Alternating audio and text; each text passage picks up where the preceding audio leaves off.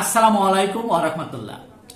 দেশের প্রধান প্রধান দৈনিক পত্রিকার শিরোনামে স্থান করে নেওয়া আন্তর্জাতিক খবরগুলোর মধ্যে যা যা থাকছে: গাজায় ইসরায়েলি হামলায় দুদিনের হত্যাযজ্ঞ, খাবারের লাইনে দাঁড়িয়ে থাকা 10 শিশু সহ নিহত শতাধিক, তেল আবিবের সঙ্গে চুক্তি স্থগিত চান সাবেক 27 ইইউ কূটনীতিক, ইউক্রেনে অস্ত্র দেবে যুক্তরাষ্ট্র, অর্থ যোগাবে নেটো বলে জানিয়েছেন মার্কিন প্রেসিডেন্ট ডোনাল্ড ট্রাম্প, অবৈধ অভিবাসী ঠেকাতে ফ্রান্স ও যুক্তরাজ্যের মধ্যে চুক্তি স্বাক্ষর, 1984 সাল থেকে তুরস্ক রাষ্ট্রের বিরুদ্ধে সশস্ত্র লড়াই চালিয়ে আসা কুর্দিস্তান ওয়ার্কার্স পার্টি বা পিকেকে অস্ত্র হস্তান্তর শুরু, এরদোয়ানের বিরাট সাফল্য, আসিয়ানের পরামর্শ, মিয়ানমারে নির্বাচনের চেয়েও শান্তি আলোচনা মূল লক্ষ্য।